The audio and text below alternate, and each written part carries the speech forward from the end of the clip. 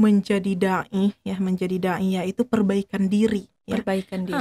Agar tidak mudah mencelah tapi penyapa, agar tak mudah menggunjing tapi pendamping, agar berkebenaran tanpa merasa paling benar, agar berpengetahuan tanpa merasa paling tahu ya. Karena ya namanya belajar ya memang pasti capek lah, memang banyak yang gak sukanya lah.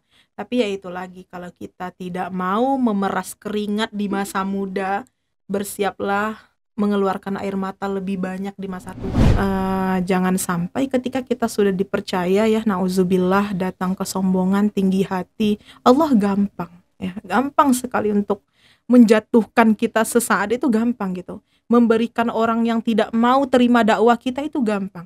Nah, jadi untuk percaya diri yang pertama ya tadinya tentu dengan niat keikhlasan ya, karena Allah kita mendakwakan Al-Quran gitu. Jadi jangan disia-siakan lah masa muda ini gitu. Selagi mumpung masih muda ya, dan kita juga nggak tahu kapan Allah panggil kita, itu sudah banyak nih Allah kasih kepada kita pelajaran ya. Bahkan yang Allah panggil bukan orang tua aja gitu ya, anak-anak muda pun beberapa juga menjadi inilah untuk kita ya, pelajaran gitu. Jadi ya selagi masih muda ini manfaatkanlah waktu dengan semaksimal mungkin gitu. BBM Bincang bareng Mapas. Assalamualaikum sahabat Quran se-Indonesia, kembali lagi di BBM Bincang bareng Mapas. Balik lagi sama saya Kak Kokom, dan tamu kita masih yang sama. Kita lanjut part 2. Setelah kita ngobrol tentang keseruan dakwah beliau di Papua, kita akan mengupas pengalaman keseruan beliau dakwah di Jakarta hingga ke Batam, dan nggak tahu nih nanti mau kemana lagi. Masya Allah. Masih bersama Kak Litya di sini. Kita lanjut ya Kak.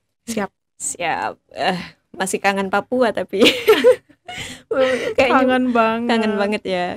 Tapi kita harus move on, kita harus hijrah setelah dari Papua dengan kerinduannya, dengan berat hati meninggalkan Papua, meninggalkan keluarga di sana, dan akhirnya balik lagi ke pusat. Di situ langsung diamanahi di mana tuh? Mafaz Umahat. Mengawali saat itu. Mengawali. Oh berarti, waktu itu saya santri pusat kebetulan. Jadi ketika saya nyantri, nah beliau ini kemudian diamanahkan untuk program masyarakat lah di pusat ini gitu kan. Karena kita itu awalnya tinggal di kompleks-kompleks gitu ya Kak Litya ya. Dan ini baru pertama kalinya kita tuh hadir di kampung gitu.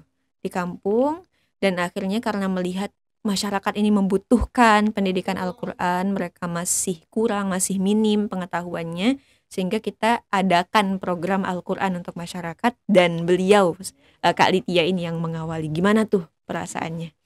Awalnya pulang dari Papua ya, datang ke pusat, dan saat itu saya juga belum tahu diamanahin di mana gitu. Yang penting pokoknya guru perintahin datang, ya udah datang lagi. Akhirnya Umah minta untuk membersamai ibu-ibu kampung ini. Dan saat itu Kak Kokom, saya beberapa mendengar dan menerima gitu, dari ada ibu-ibu juga, dan ada juga dari santri saat itu yang bilang, ibu-ibu di sini tuh maksudnya memang masih banyak ya yang belum lancar lah mengajinya, dan terus kayaknya nggak bakal mau untuk ngaji bareng di pesantren gitu. Yang pertama juga karena gengsi, malu gitu ya. Tapi di situ saya percaya ya, ketika kita ketuk, mereka juga pasti mau menjemput hidayah itu gitu. Akhirnya kumpul tuh Umahat kampung ini ya. Akhirnya saat di situ saya menjelaskan lah dengan pelan ya, dengan hikmah, menjelaskan kepada mereka Umahat semuanya. Awalnya saya tawarin, ibu-ibu mau nggak mengaji ya, nggak usah gengsi, nggak usah malu. Dan saat itu saya mau langsung bagi holakoh saat itu. Terus saya tanyain, ibu afwan ya kita bagi halakoh dulu, yang halakoh Quran atau yang masih ikro, yang belum bisa baca gitu. Itu satu pun gak ada yang tunjuk tangan. Itu satu pun gak ada yang mau gitu kan. Di situ saya berusaha lagi untuk membujuk ya. Belum kena nih. Belum kena nih. Jelaskan lagi dengan hikmah. Bu, nggak usah gengsi, nggak usah malu.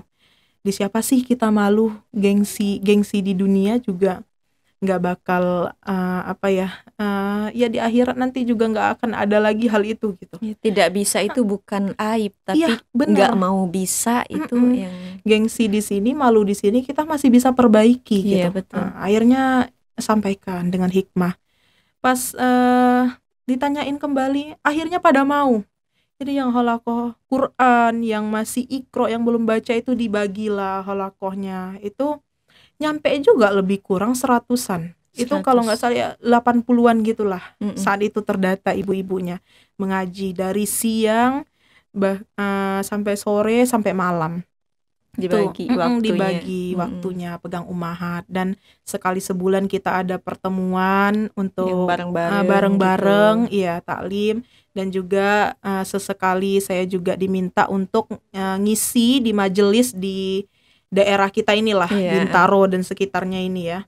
Nah, ya itu alhamdulillah akhirnya mereka mau. Dan bahkan saya datang ke pusat ini Kak Kokom, ibu-ibu bilang, Ustazah kita udah tasmi juz 30.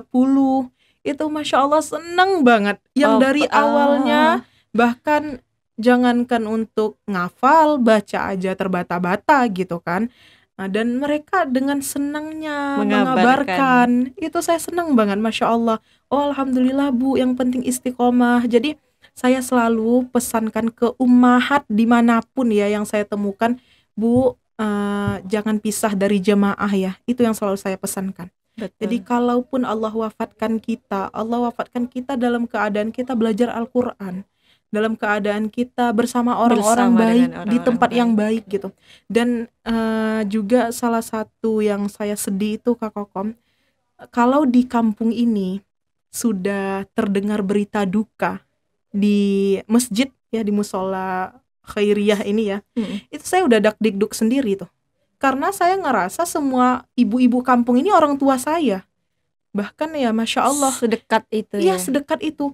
Ada yang ibu-ibu Kak Kokom pergi ngaji itu, pulang-pulang nanti saya dibawain pisang rebus, saya dibawain ubi rebus. Itu tuh saya ya terharu banget lah gitu. Bukan masalah apa yang diberi, tapi keikhlasannya untuk nyenengin kita gitu. Ya. Dan ibu sekecil apapun itu, sesederhana apapun gitu. Jadi setiap ada orang yang ngumumin berita duka, itu saya udah was-was tuh. Semoga nggak ada dari ummahat gitu. Selalu gitu tuh.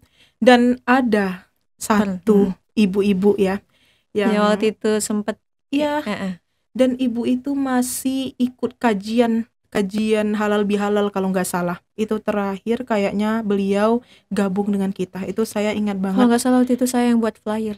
Iya. Dan saya nggak kenal tapi kerasa loh sedihnya. Jadi saat itu Masya Allah ibu ini, beliau selalu setiap ngaji itu selalu bilang tuh ke saya, Ustazah yang sabar ya mengajari kami, apalagi saya.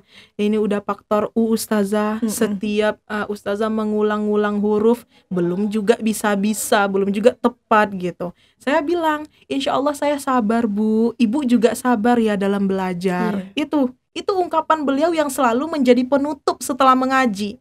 Nah, jadi itu yang saya bilang ke ibu-ibu, jangan pisah dari jemaah sampai Allah panggil waktunya pulang gitu. Dan itu yang beliau buktikan. Di situ saya saat itu sangat sedih sekali dan minta doa dengan semua santri.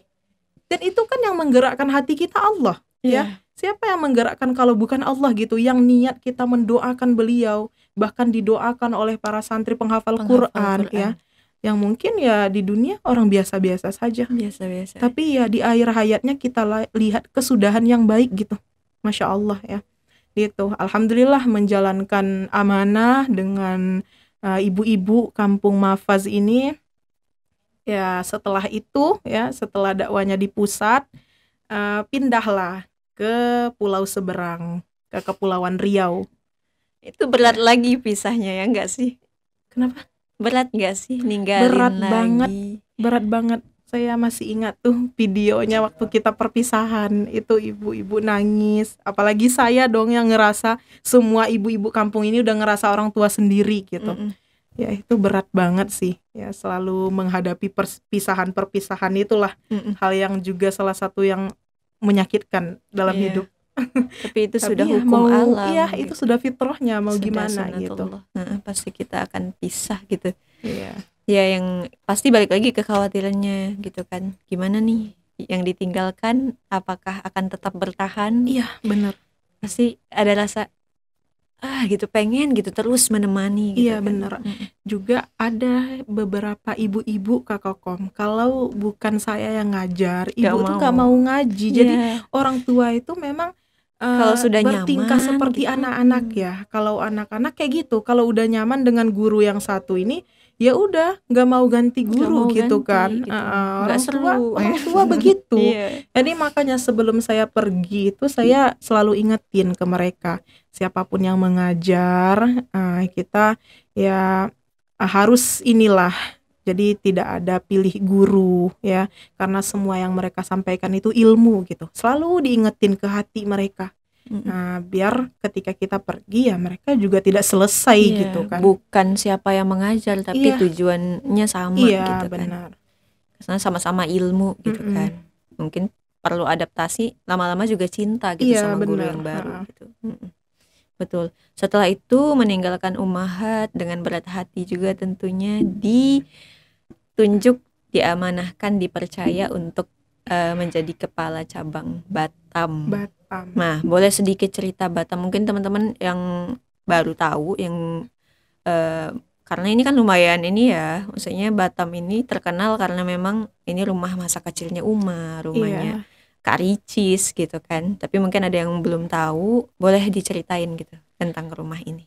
Pertama kalinya ke Mafaz Batam itu pasti kita juga ada kekhawatiran. Jadi setiap datang ke tempat yang baru pasti ada. Itu ada kekhawatiran dan ada harapan. Ya pasti ya. Bersandingan itu. Jadi mulai tuh datang ke Kepulauan Riau dan bertanya-tanya kepada tetangga-tetangga di situ, gimana di sini kehidupannya, lingkungannya.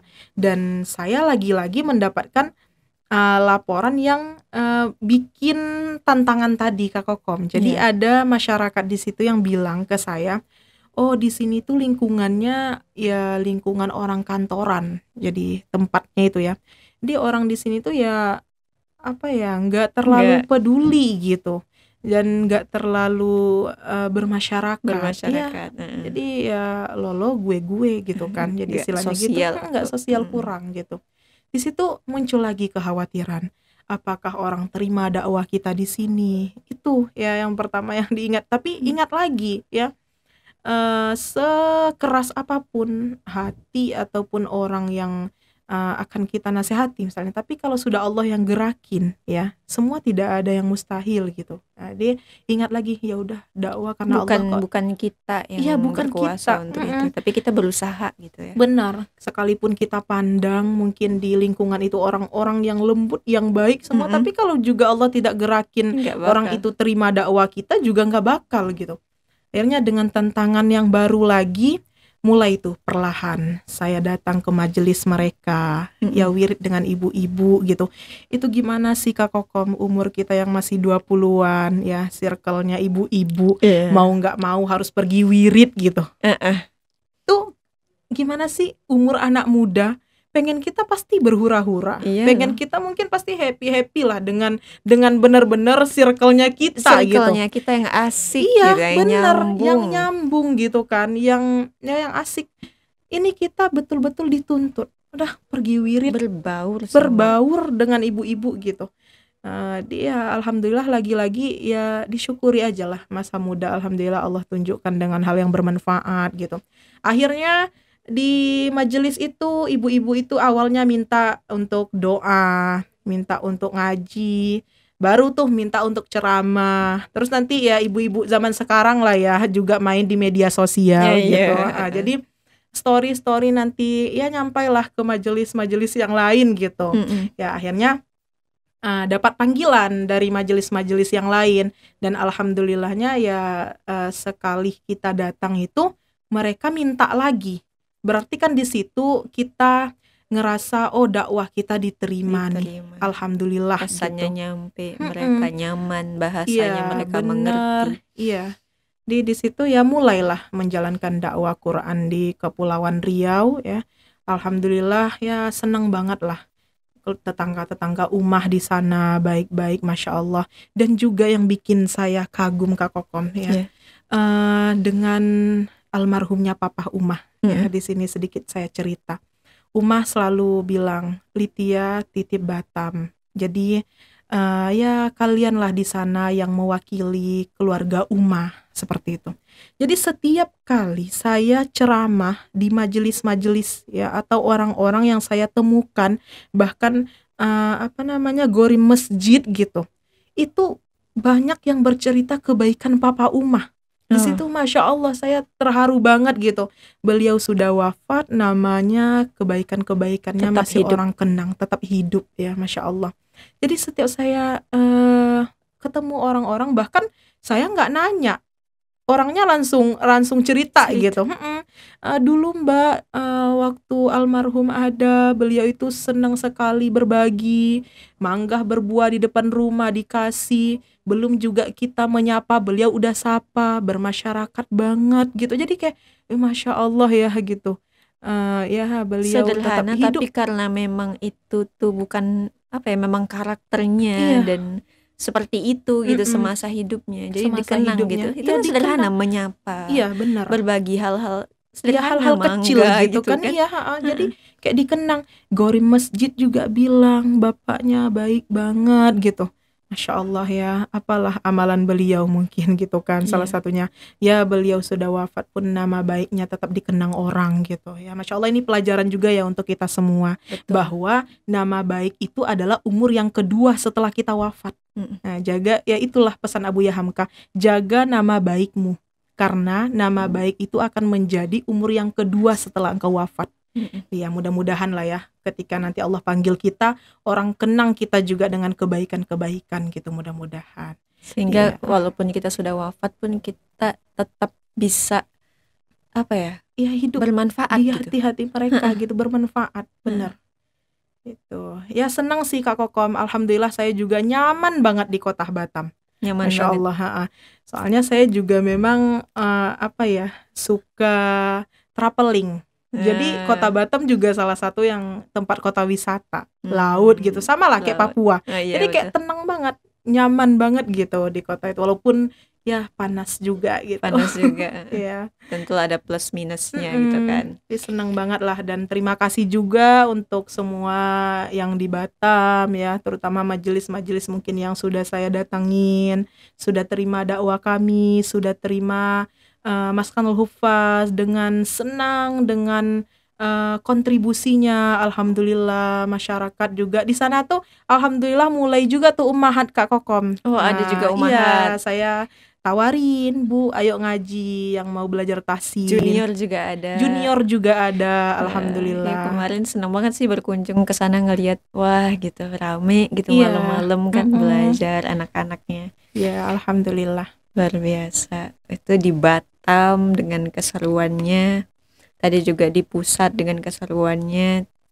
Dan itu tadi ya, coba kalau misalnya Kak Litia nggak ada pengorbanan untuk terjun atau berbaur dengan circle emak-emak gitu kan, nggak ada mau mengorbankan ketidaknyamanan gitu ya, mungkin nggak akan terjadi kedekatan yang sebegitunya gitu loh, sampai dipanggil, dipercaya ceramah, bahkan hampir mungkin semua majelis taklim sudah dikunjungi gitu loh. Masya Allah. Alhamdulillah. Ya kita tuh harus ada keluar dari zona nyaman gitu kan. Iya benar. Mencoba memahami bahasa mereka, mencoba untuk diterima di lingkungan mereka gitu kan, sehingga mereka pun mau gitu kita ngambil peran di lingkungannya mereka gitu. Benar. Luar biasa. Ini Kak Litia dengan pengalaman yang luar biasa dalam berdakwah nih, yang tadinya sudah mondok, sudah banyak pengalaman lomba, sampai akhirnya dipercaya sama Abuya untuk jadwal yang beliau nggak bisa, kemudian dipercaya Maskanul Hufaz ke Papua, ke pusat, menginisiasi Mafaz Umahat, kemudian ke Mafaz Batam, itu kan udah nggak kehitung nih jam terbangnya ya. Nah kita tuh pengen tahu gimana sih Kak Lidya kuncinya untuk percaya diri terjun ke masyarakat gitu, yang bikin kita itu bukan cuman jago ngomong tapi ada ruhnya gitu. Orang tuh kebanyakan kayak gitu. Karena percuma gitu kalau misalnya kita punya bahan ataupun punya kemampuan untuk bicara di depan umum tapi nggak ada ruhnya gitu, kayak mungkin merasa hampa, merasa apa yang saya pribadi pernah merasa, oh saya bisa nih ngomong, orang merasa kok terketuk, tersentuh gitu, tapi kok saya merasa hampa gitu, ada rasanya kayak gitu. Gimana dari Kak Lidya sendiri? Kalau untuk percaya diri ya dalam kita dakwah lah tentunya. Ya pastinya dakwah juga bukan hanya sekedar di mimbar ya, betul. Dimanapun kita dakwah. Yang pertama pastinya menyampaikan dari hati, insya Allah akan sampai kepada hati-hati yang mendengarkan gitu.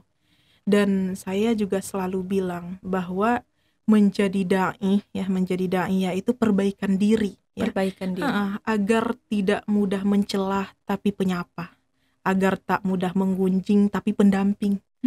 Agar berkebenaran tanpa merasa paling benar, agar berpengetahuan tanpa merasa paling tahu ya. Jadi kadang telinga kita sendiri lebih dekat dengan mulut daripada sesama yang bercakap gitu. Jadi saya selalu bilang dakwah ini pastinya teruntuk diri sendiri, bukan berarti menasehati orang lain, bukan berarti diri menjadi merasa diri paling baik, tidak.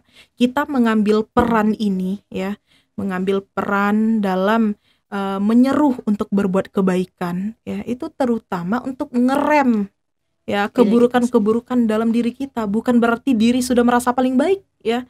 Jadi itu saya selalu bilang jemaah itu adalah sarana dakwah kalau bagi saya, dan yang menyampaikan dakwah ini sasarannya dakwah gitu. Nah, itu yaitu ingat lagi jangan sampai ketika kita sudah dipercaya ya, nauzubillah, datang kesombongan, tinggi hati. Allah gampang ya, gampang sekali untuk menjatuhkan kita sesaat, itu gampang gitu. Memberikan orang yang tidak mau terima dakwah kita itu gampang. Nah, jadi untuk percaya diri yang pertama ya tadinya tentu dengan niat keikhlasan ya, karena Allah kita mendakwakan Al-Quran gitu. Karena ya mumpung masih muda, perbanyaklah relasi, perbanyaklah kontribusi ya, perbanyak prestasi ya, mumpung masih muda ya. Nah dia kalau saya sendiri ya itu, di lain hal di awalnya menjadi hobi ya, menjadi bidang yang diminati lah di bidang dakwah, akhirnya betul-betul ya tahulah niat dakwah itu, yang sebenarnya dakwah itu apa sih gitu. Dipercaya diri. Yang pertama pasti Kak Kokom, semua kita juga punya futur dong, rasa futur ya, nggak semangat gitu. Itu selalu saya selalu saya rasakan juga gitu.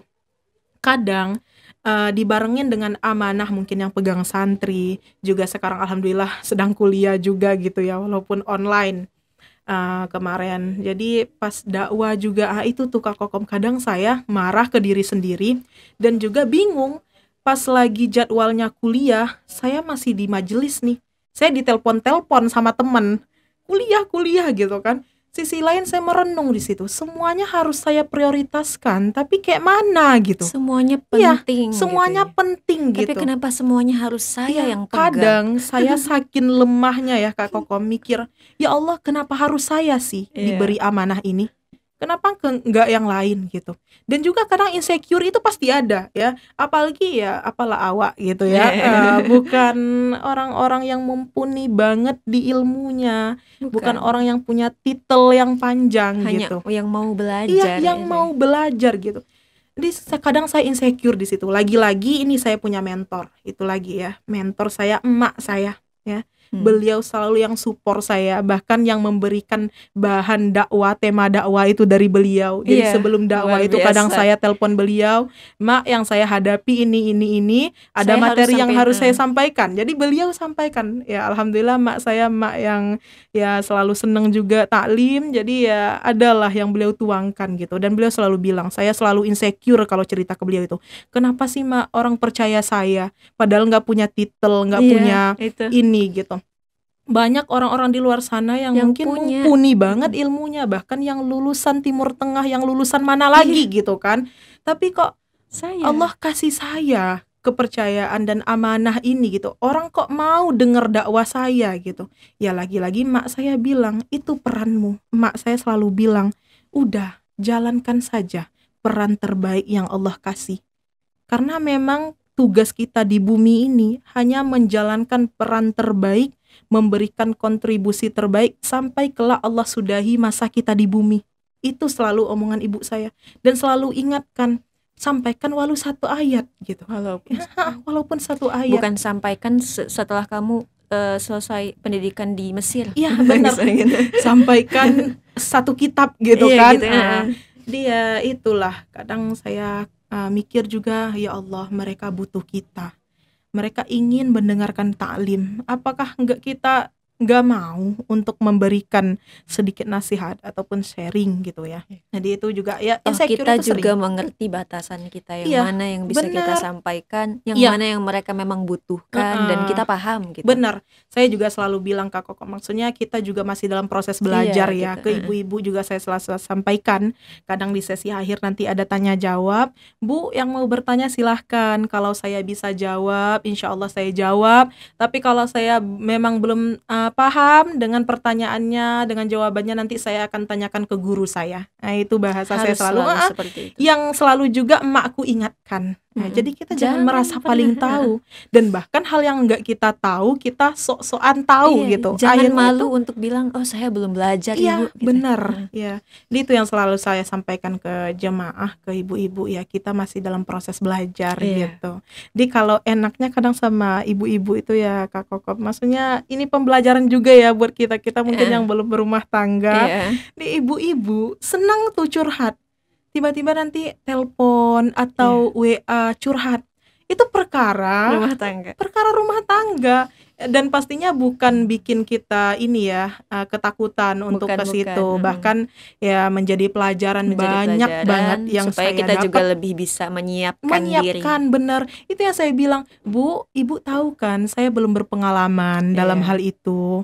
Tapi kalau ibu mau cerita, mau curhat, silahkan, saya dengarkan. Selagi saya bisa kasih solusi, saya beri solusi. Tapi pastinya saya tidak di posisi ibu, belum bisa merasakan gitu. Tapi ya alhamdulillah nyaman buat cerita, ya udah kita dengarkan ya. Jadi itu, dan ya itu yang selalu saya bilang, membersamai ummahat itu bukan berarti hanya sekedar mengajar, bahkan banyak banget pelajaran yang bisa saya dapat gitu dari ya ibu-ibu ummahat, dari semua yang saya inilah bersamai gitu. Dia percaya diri tadi ya, itu yang pertama pastinya dari hati, keikhlasan ya, dan juga habit itu penting banget. Kebiasaan itu ya, saya juga pas dari santri kan itu santri kita fokus ya Kak Kokom buat belajar gitu. Pas mulai lagi dakwah ke Papua itu memang saya gemeteran karena udah lama nggak muncul lagi. Gitu kan. Jadi awalnya juga gemeteran, bisa nggak ya gitu, kaku nggak ya, atau salah ngomong nanti gitu kan. Alhamdulillah sekali dua kali akhirnya terbiasa. Gitu. Mulai lagi. Jadi habits itu penting sih. Dan pastinya juga kita ya ngomong bukan tanpa hikmah gitu, bukan hanya sekedar ngomong. Memang banyak orang yang ya bisa ngomong. Ya, tapi yang keluar bukan hikmah gitu ya, nauzubillah. Jadi saya juga selalu pasti ya, kita selalu ngerasa kekurangan ilmu itu pasti. Jadi harus. Jadi ya salah satunya juga upgrade diri, saya harus selalu gitu. Dan alhamdulillahnya banyak guru-guru saya yang peduli. Alhamdulillah ada juga guru yang lagi di Mesir Kak Kokom. Saya minta apa ya, materi, minta penjelasan, dan dikasih waktu gitu untuk mengajar. Jadi memang itu tergantung kita ya. Upgrade diri ataupun motivasi diri itu tergantung diri kita sendiri. Selagi kita mau mencari, selagi kita mau berikhtiar, ya pasti Allah akan kasih gitu jalannya gitu. Walaupun mungkin ngerasa dengan kesibukan itu nggak sempat lah untuk belajar, ya menurut saya alhamdulillah masih sempat gitu. Karena betul. Ada yang kita berikan dan pastinya ada yang harus kita masukkan kembali. Kalau kata Manda itu kan ya, kata Manda, kalau Ibarat di teko. depan orang ibarat teko gitu Iya. kan. Nah kalau kita udah nuang terus Nuang. kitanya kosong gitu Iya. kan. Jadi kita harus Jadi jangan sampai isi kosong. ulang Ya terus. harus isi ulang terus gitu ya. Itulah pesan beliau juga ya. Iya. Dia alhamdulillah teman-teman yang mungkin sekarang lagi di jalan dakwah ya, yang dipercayai, yang diamanahkan, semangat terus ya, semangat dalam menyampaikan dan semangat juga upgrade diri dan pastinya semangat dalam mengaplikasikan juga gitu. Betul. Jangan cuman di lisan Iya, tapi juga benar. perbuatannya. Karena itu akan dipertanyakan nih, wah dia bilang ini tapi kok dia gini ya. Iya, itu ya itulah yang tadi ya Kak Kokom. Bukan Saya hanya di mimbar. ngerasa memberi nasihat itu sebenarnya menasehati diri sendiri. Menasehati diri sendiri. Sering pasti merasa kayak gitu ketika kita ngomong sedih ya, karena kita juga menjadi pendengar yang pertama kali mendengar tuh kita Iya, gitu tadi kan. ya. Telinga kita lebih dekat gitu. Iya, benar. Itu luar biasa. Jadi tadi kunci percaya diri pertama dari hati, kedua adalah habits ya. Harus perbanyak jam terbang gitu kan ya. Jangan ragu ya, pasti yang pertama yang bakal berat bagi teman-teman yang awam atau yang masih baru mau mulai ya itu pertama kali mungkin bakal malu gitu kan. Ya jangan menyia-nyiakan peluang sih. Kalau memang ada yang ngasih peluang, gas gitu. Ya jangan sampai orang sudah amanahin terus kita sendiri nggak percaya ya, nggak percaya diri, akhirnya juga orang nggak ngelirik kita, akhirnya orang juga ragu dengan kita gitu. Jadi kalau sekali dikasih kesempatan maksimalkan. Iya, gitu. maksimalkan, betul. Sehingga ketika mereka lihat, oh oke, lanjut gitu. Bahkan orang lain juga ngelirik gitu kan. Dan dengan begitu pun kita juga merasa, wah harus upgrade lagi gitu kan. Iya benar. Jadi sekalinya dikasih kepercayaan, dikasih kesempatan, dikasih panggung, maksimalkan gitu. Betul, Masya Allah. Itu tadi yang pertama dari hati, yang kedua kebiasaan. Ada lagi nggak? Ya, upgrade diri upgrade terus. Diri. Upgrade diri terus. Ada lagi? Ya udah sih, pastinya niat. Niat ya, itu yang harus benar-benar dijaga, terus diperbarui terus gitu loh. Karena kita di tengah jalan tuh ada aja distraksi gitu. Makanya kalau ya kata saya memperbarui niat itu memang harus setiap waktu. Karena setiap waktu pun bisa berubah gitu. Dan ya lagi-lagi itulah emak saya. Jadi penasaran sama emaknya Kak Litia ini. Gimana sosok beliau ini? Sosok beliau ini guru ngaji pertama kali saya Kak Kokom, yang mengajarkan Al-Fatihah, dan ternyata doa beliau itu semoga yang saya ajarkan mengaji ini ya kelak juga menghafal Quran gitu. Emang sudah begitu doanya? Memang sudah begitu doanya. Kak Litia ini bungsu dari berapa bersaudara? 6 bersaudara. 6 bersaudara. Dan sampai saat ini juga emak saya juga ngajar ngaji cucu-cucunya gitu. Semua memang guru ngaji.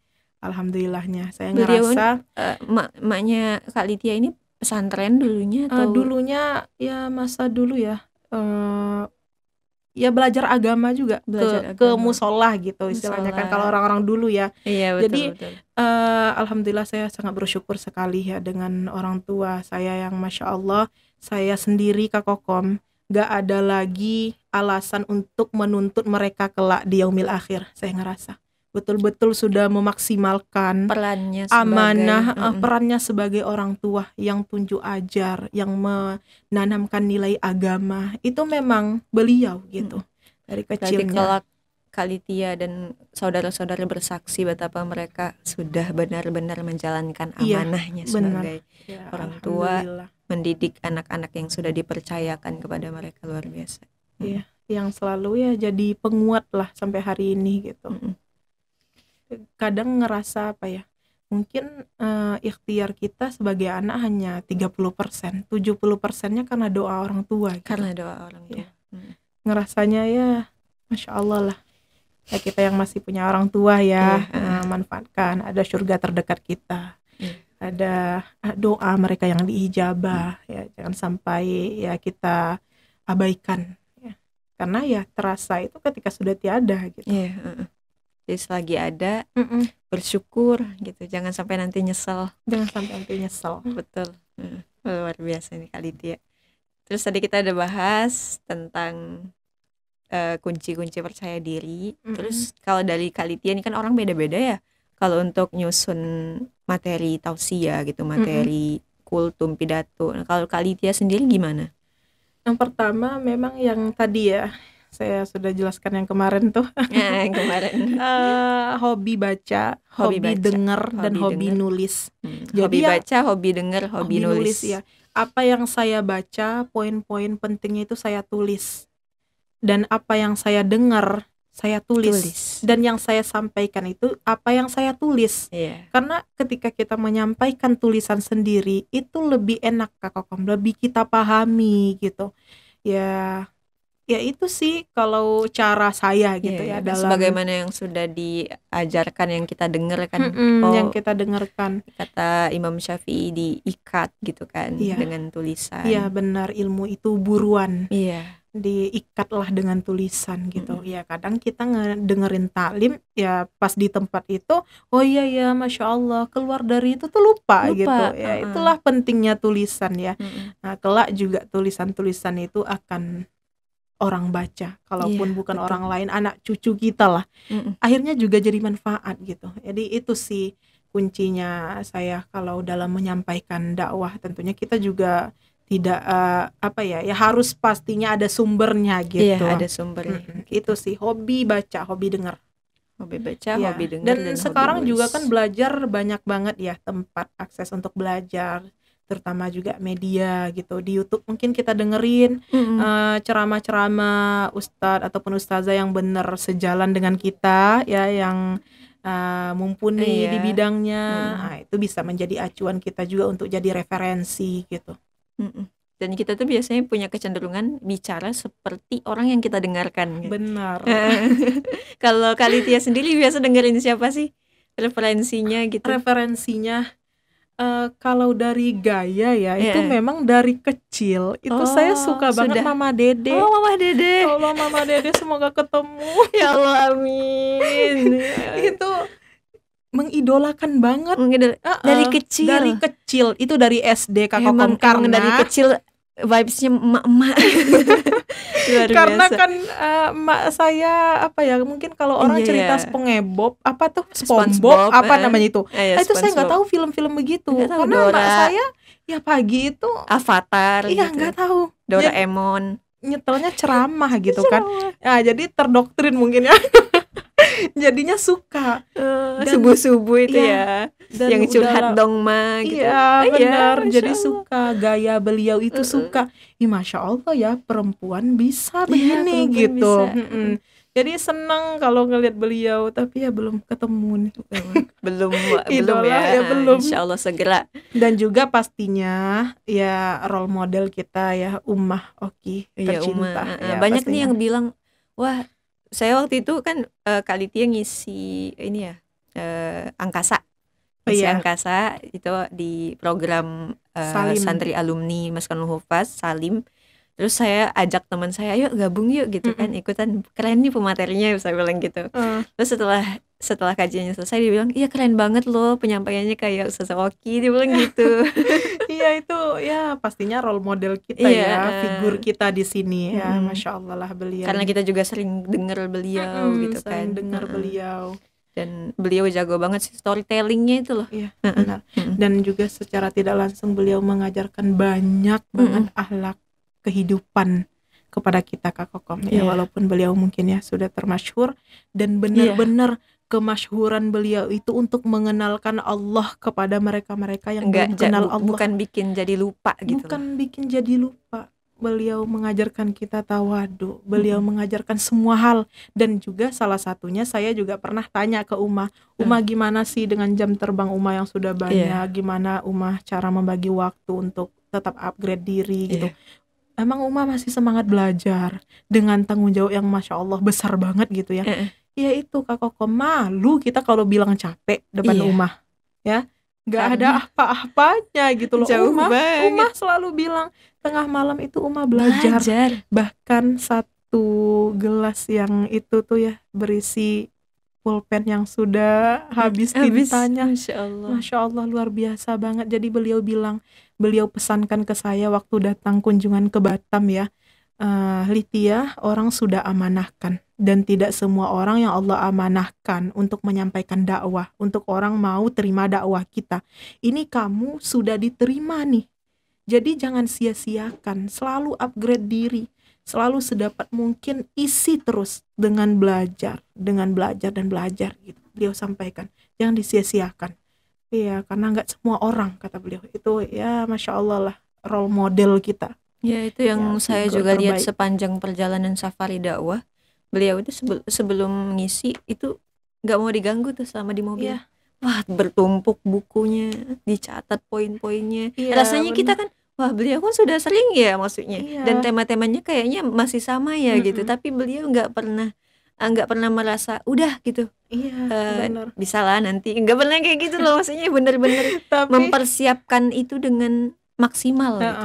saya juga memang ngerasa meniru gaya beliau juga sih, Kak Kokom. Jadi ya inilah dari segi dakwanya ya, penyampaiannya, kata-katanya yang selalu tepat, ngena gitu kan. Itu ya, masya Allah lah, semoga Allah panjangkan umur beliau dalam ketaatan dan kebermanfaatan. Pastinya amin. Berarti tadi referensinya Kalitia ini Mamah Dede dari kecil ya. Dari kecil jadi udah terngiang-ngiang nih. Iya, benar. Semoga nanti ketemu ya. Ya, amin ya Allah. Amin ya Allah. Kemudian Uma, ya pastinya. Oke, itu yang sering didengar, yang kemudian juga ya jadi bahan kita lah ya, untuk kita harus punya role model gitu. Iya, benar. Gitu. Terus tadi kalau untuk membaca nih, apa nih yang mau direkomendasikan sama teman-teman yang lagi nonton? Kalau membaca dulu tuh Kak Kokom, saya itu lebih suka baca yang buku inspiratif gitu loh. Jadi nggak suka baca-baca hadis, itu nggak suka. Jadi kayak dulu tuh lebih memang lingkupnya milenial. Jadi di pesantren selama 6 tahun itu ya, alhamdulillah saya juga sempat diamanahkan sebagai ketua OSIS lah kalau di sekolah ya. Jadi sering membersamai santri-santri bawah, junior kita gitu. Dan pastinya kalau ngobrol dengan anak muda, dengan milenial beda dong dengan ummahat gitu ya. Jadi itu tuh lebih ke semangat yang menggebu-gebu gitu. Nah, jadi di situ tuh saya suka banget baca buku inspiratif gitu. Jadi baca buku motivasi gitu kan, kutipan-kutipan kata-katanya. Itu bisa lagi kita jabarkan. Itu seneng banget dulu. Nah, juga ya salah satunya buku Ummah pastinya ya. Jadi kesininya kayaknya circle-nya mulai ke ummahat nih gitu ya, ke jemaah yang umum, yang tadinya mungkin milenial, lebih membahas ya semangat dalam kehidupan, tentang motivasi gitu. Akhirnya sudah terjun ke masyarakat ya, lebih ke umum, ibu-ibu. Ya mau nggak mau kita harus memaksa. Jadi kalau dibilang, banyak orang yang bilang, kalau orang tanya ke Kokom, Ustazah gimana caranya biar bisa ngomong, yang pertama biasakan membaca. Saya nggak bisa baca, saya nggak senang baca gitu. Dari awal saja udah seperti itu. Sebenarnya saya juga untuk membaca pun ya nggak sebegitunya gitu, tapi memaksakan diri itu yang harus kita tanamkan juga di diri kita. Kalau kita hanya mengikutkan kemauan kita, ya sampai di situ aja lah. Gak bakal ini. Saya juga sering itu dapat pertanyaan, gimana nih biar caranya suka baca gitu. Sebenarnya kita tuh bukan nggak suka baca, belum ketemu aja buku kita tuh yang kayak gimana sih gitu kan. Pasti orang tuh punya, orang-orang yang suka baca nih boleh ditanya, buku apa sih yang buat dia pertama kali suka baca gitu kan. Mungkin kita ketemu komik gak suka, ketemu novel suka gitu kan. Dia pasti punya genrenya gitu kan. Atau mungkin ketemu sama-sama novel tapi kok beda ya pembawaannya. Oh, lebih suka novel tulisan beliau nih gitu kan. Kalau tulisan yang ini kurang gitu kan. Jadi kita tuh punya kecenderungan masing-masing kan, karakter kita juga beda. Jadi itu sih, kita jangan ragu untuk coba. Mungkin buku ini belum sesuai, coba baca buku yang lain. Lama-lama kita juga akan ketemu buku yang kita suka dan akan terjun gitu sama genre buku itu ke buku-buku yang lainnya, akan berterusan gitu. Iya, benar ya. Untuk yang pertama tadi kan paksaan itu ya, harus memaksa diri sampailah kita ketemu di titik habit, menjadi kebiasaan. Jadi kebiasaan. Itu yang penting gitu. Ya karena ya namanya belajar ya, memang pasti capek lah, memang banyak yang nggak sukanya lah. Tapi ya itu lagi, kalau kita tidak mau memeras keringat di masa muda, bersiaplah mengeluarkan air mata lebih banyak di masa tua. Wah. Jadi jangan disia-siakan lah masa muda ini gitu. Mm-mm. Selagi mumpung masih muda ya, dan kita juga nggak tahu kapan Allah panggil kita. Itu sudah banyak nih Allah kasih kepada kita pelajaran ya, bahkan yang Allah panggil bukan orang tua aja gitu ya, anak-anak muda pun beberapa juga menjadi inilah untuk kita ya, pelajaran gitu. Jadi ya selagi masih muda ini manfaatkanlah waktu dengan semaksimal mungkin gitu. Dan ini Kak Litya ini luar biasa semangat belajarnya. Tadi kita lihat, kita udah dengar beliau suka baca, beliau suka dengar, terus mengupgrade diri, dan beliau ini ternyata punya mimpi untuk melanjutkan pendidikannya ke Mesir, betul Kak Litya? Ya bener banget. Dulu itu mimpi yang dari dulu sih Kak Kokom, sedikit cerita juga ya. Dulu semasa SMP, di belakang buku tulis itu, kita kan biasanya suka-suka nulis nggak jelas gitu ya di belakang buku. Itu selalu ada, sampai sekarang saya lihat itu masih ada, Litya LC. Saking jadi mimpi banget dari dulu Kak Kokom. Tapi ya itu ya, kadang kita kita hanya tugasnya berikhtiar, berusaha ya. Yang memutuskan tuh pastinya Allah gitu ya. Jadi dulu tuh saya sempat putus asa. Ya Allah, kenapa engkau nggak ridho, kok susah banget jalannya ketutup gitu. Ya mungkin ketutup ya, gitu. Tapi saat itu saya sudah mikir mengubur mimpi. Udahlah, lupakan Mesir gitu. Ngapain sih ngingat-ngingat itu, bikin sakit hati aja. Apalagi Kak Kokom, kalau saya lihat ya beberapa teman saya ya, alhamdulillah dari alumni pesantren yang sebelumnya itu beberapa mereka sekarang lagi studi di Mesir. Itu saya sedih banget. Ternyata saya nggak seberuntung mereka ya. Ya kok mereka bisa, kok saya enggak ya? Dan ternyata sebaliknya mereka juga bilang, Kak Kokom, kok saya nggak seberuntung kamu sih gitu. Lagi-lagi kan di situ Allah kasih pelajaran, suruh kita syukur gitu loh. Betul. Banyak orang yang ingin di posisi kita, sedangkan kita melihat kenikmatan orang lain. Jadi itu saya di situ sakit hati banget. Setiap lewat postingan-postingan Mesir itu skip langsung tuh. Sakit banget.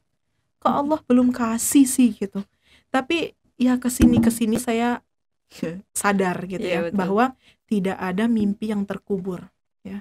Mungkin bisa jadi anak cucu keturunan kita nanti yang akan menyampaikan mimpi kita itu gitu.